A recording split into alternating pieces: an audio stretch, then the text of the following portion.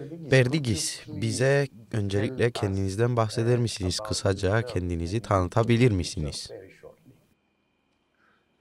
Well, I'm a Cypriot, Ben Kıbrıslıyım. Rumca Greek-speaking konuşan bir Cypriot. Kıbrıslıyım. I'm 63 I'm yaşındayım. 63 years old. Kıbrıs I Yeşiller was Partisi'nin founder kurucusuyum. of the Green Party, the Cyprus Green 20 yıl Party. boyunca I was parlamentoda member of the parliament milletvekilliği for 20 yaptım. years. Şimdi And now I'm emekli olmaya retiring, çalışıyorum ama trying to hala retire, but siyasetin still I'm içindeyim. active in politics.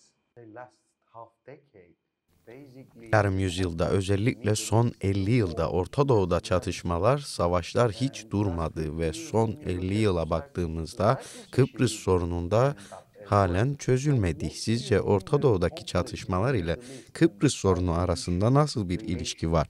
Sizce Kıbrıs'ta bir çözüm olursa bu Orta Doğu'daki çatışmalara da olumlu yansır mı, yoksa tam tersi mi olur? The opposite. Tam tersi. I'm sure that Eminim ki bu tam tersi olur. if, Eğer sihirli bir in a magic şekilde way, bir şekilde Orta Doğu'daki sorunlar çözülürse, the Middle East problems, because çünkü for me the bana Middle East göre problem is Orta not Doğu only sorunu sadece İsrail ile Arap dünyası arasındaki çatışma değil. Aynı zamanda Kürt dünyasıyla ilgili bir sorun var. Çözülmesi gereken bir Kürt meselesi var. Ve tabii ki İslami fundamentalizm sorunu çok büyük bir mesele. Eğer tüm bu sorunlar çözülürse, Kıbrıs sorununu çözmek daha kolay olur diye düşünüyorum. Evet, ama Kıbrıs sorunu çözülürse bu tüm bölge için bir fayda sağlayacak mı? Hayır, sanmıyorum. Tam tersi. Evet, kesinlikle. Kıbrıs'taki çatışma aslında Türkiye ile Yunanistan arasındaki çatışma değildi. Sorunun kaynağı başından beri Kıbrıs'ı kimin kontrol edeceği ve Kıbrıs'ın neden önemli olduğu meselesidir.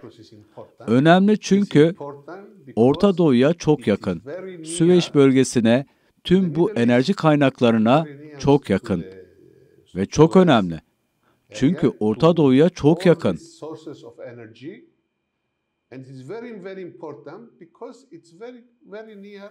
Eğer Orta Doğu'nun yakınında olmasaydı, Kıbrıs kimse için önemli olmayacaktı.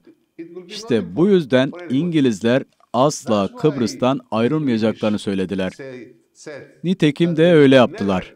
Çünkü üsleri hala burada. Ve hiçbir şekilde Kıbrıs'tan ayrılacaklarını tartışmak istemiyorlar. Bu bir askeri varlıktır.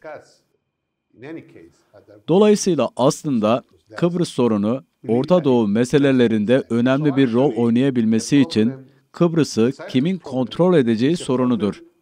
Eğer Orta Doğu sorunları olmasaydı, Kıbrıs'ın önemi daha az olurdu.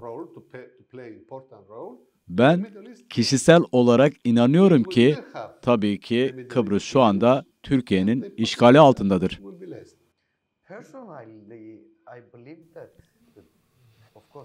Ama sizce aynı zamanda İngiltere hükümetinin işgali altında değil mi? Çünkü düşünün, Kıbrıs'ta Kıbrıslıların giremeyeceği iki farklı bölge var.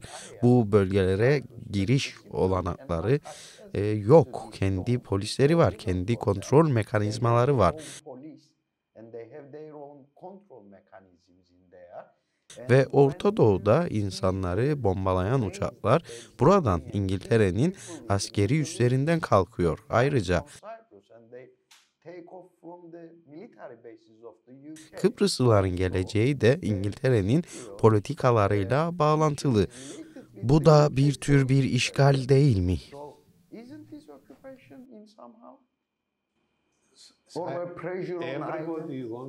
Herkes Orta Doğu'da rol oynamak istiyor. Az önce söylediğimiz gibi. Sadece İngilizler değil.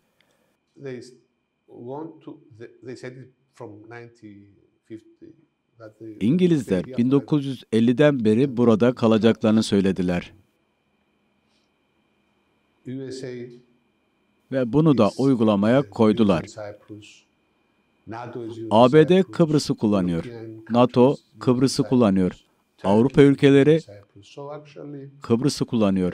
Türkiye Kıbrıs'ı kullanıyor. Yani aslında Kıbrıs tüm bu ülkeler için bir askeri ve siyasi üs konumunda. Ve İsrail'de tabii ki İsrail'de Kıbrıs'ı birçok şekilde kullanan ülkelerden biri. Bir dönem Ruslar bile Kıbrıs'ı ekonomik açıdan kullanıyordu. İş yapmak için Kıbrıs'ı bir geçiş yolu haline getirmişlerdi. Küçük bir ülke, küçük bir ada ama önemli. Ve herkes bu ülkede bir çeşit kontrol sahibi olmak istiyor. Ne yazık ki burada yaşayan insanlar var ve kimse bu insanların geleceğini umursamıyor. Peki çok kısa olarak şu an Kıbrıs'taki durum nedir ve bu durumun etkileri nelerdir? Bunu kısa şekilde özetler misiniz? Söylediğim gibi, yüzeyde barışçıl görünüyor ve herkes mutluymuş gibi görünüyor.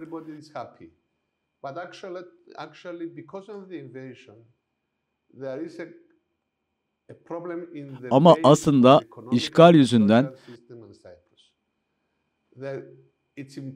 Kıbrıs'ın ekonomik ve sosyal sisteminin temelinde bir sorun var. Türk ordusu işgali, üstler garantiler olmadan, insan haklarına ve Avrupa standartlarına tam saygı olmadan, Kıbrıs sorununun adil bir çözümü olmadan, Kıbrıslılar için, Rumlar, Türkler ve diğerleri için sürdürülebilir bir gelecek yaratmak imkansız. Gerçekten Avrupalı bir ülke, Avrupa Birliği üyesi, komşuları ve müttefikleri tarafından saygı gören bir ülke yaratabilmek için bu şarttır. Şimdiye kadar Kıbrıs'ın komşuları ve müttefikleri Kıbrıs'ı hep kullandı. Ama ona saygı göstermedi ve işbirliği yapmadı. İşte bu Kıbrıs halkı için büyük bir trajedidir. Yani dostları, müttefikleri ve sadece düşmanları tarafından değil, herkes tarafından kullanılıyorlar. Bu çok net ve doğrudan bir yanıt oldu. Berlin Duvarı'nın yıkılmasından sonra Lefkoşa belki de dünyada kalan son bölünmüş başkent. Avrupa'da kesinlikle son örnek olduğundan eminim ama belki de dünyada da son örnek. Şu an Lefkoşa'dayız ve sizden Kıbrıslıların ne beklediğini de duymak istiyorum. Barış mı istiyorlar, ayrılık mı istiyorlar? Kıbrıs toplumlarının beklentisi nedir? Bence halkın çoğunluğu hayal kırıklığı içinde. Kıbrıs sorununa çözüm konusunda beklentileri yok.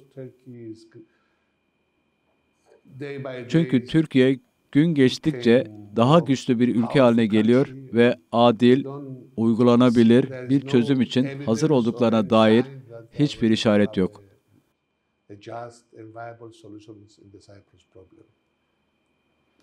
Ne yazık ki Türkiye burada Kıbrıs'ı işgal ediyor. Kıbrıs, Türk toplumunu da işgal ediyor. Tamamen kontrol etmeye çalışıyor. Asimilasyon yapıyorlar ve her şeyi kontrol ediyorlar. Türkler, Kıbrıslı Türklerin özgür şartlar altında iradelerine ifade etmelerine izin vermiyor. Şimdi Ekim ayında sözde seçimler yapılacak ama Türkiye'nin müdahale edeceği kesin. Ve aslında bu seçim değil, sahte bir durum ve prosedür. Biz inanıyoruz ki işgal altındaki bölgelerdeki sözde liderlerin değişmesi halk için bir fayda sağlamayacak. Çünkü durumu kontrol eden faktör Türkiye. Berlin Duvarı'na geri dönersek, Bildiğiniz gibi Berlin Duvarı aslında Sovyetler Birliği Alman halkına kendi kendilerini yönetme hakkı tanıdığı için yıkıldı.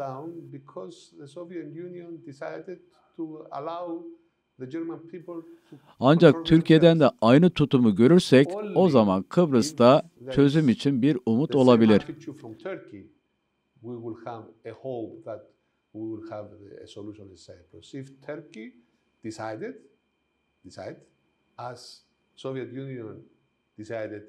Yani Türkiye tıpkı Sovyetlerin o zaman yaptığı gibi Kıbrıs Türklerinin kendilerini yönetmesine izin verirse ve Kıbrıslı Rumlarla bazı meseleleri çözmesine fırsat tanırsa o zaman adil ve uygulanabilir bir çözüm olabilir.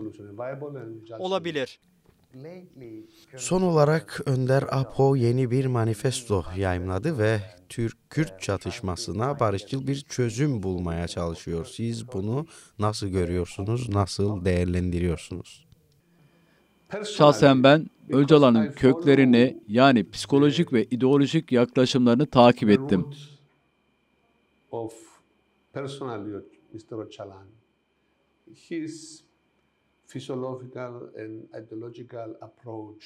Bir ulusun lideri olarak başlayıp sonunda bir dünya lideri haline gelmesini,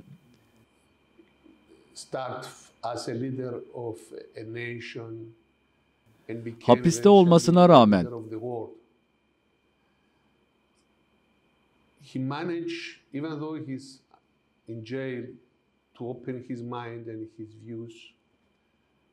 ufkunu açmayı başardı.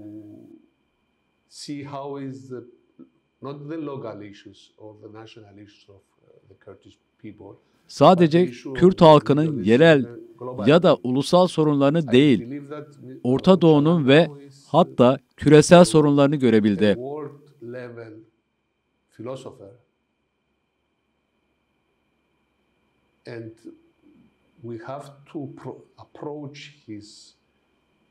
Bence Öcalan artık dünya çapında bir filozoftur ve onun eylemlerine ve düşüncelerine bu çerçevede yaklaşmalıyız.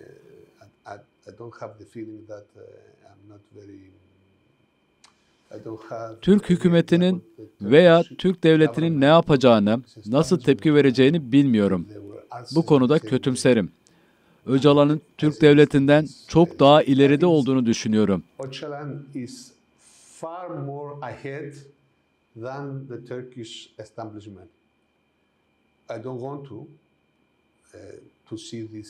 Ve sonunda yine bir hayal kırıklığı yaşayacağımızı düşünüyorum. Bu girişimin başarısız olmasını istemem. Ne Kürt halkı ne de Sayın Öcalan yüzünden ama Türk devleti henüz demokratik konfederasyon fikrini anlayacak kadar olgun değil.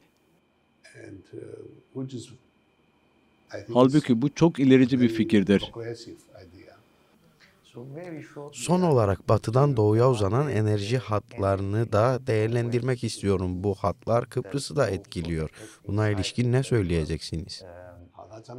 That's very important part issue. of So, what we have said before, the so Middle East can you say issues. Yeah.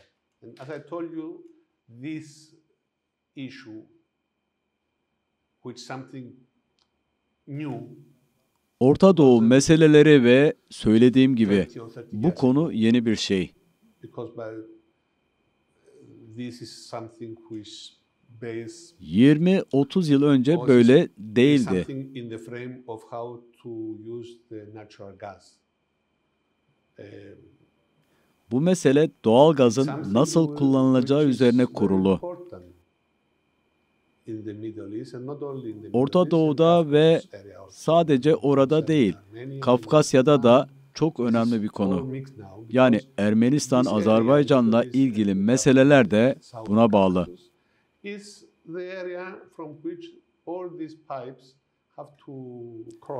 Çünkü bu bölge Orta Doğu ve Güney Kafkasya, ABD'ye, Avrupa'ya, Rusya'ya karşı alternatif enerji kaynakları sağlayacak boru hatlarının geçmesi gereken bölge.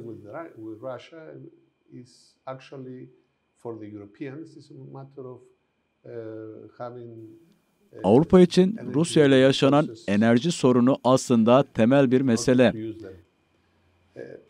Okay, it's an important issue. And this is complex because Enerji kaynaklarına sahip olmak ve bunları kullanabilmek, bu yüzden bu konu çok önemli.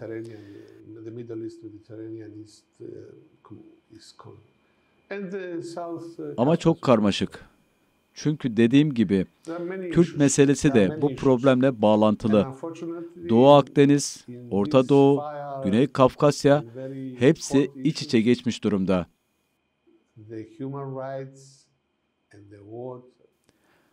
Çok fazla sorun var ve ne yazık ki bu yangının ve sıcak sorunların ortasında insan hakları, adalet sistemi ve halkın sorunları göz ardı ediliyor.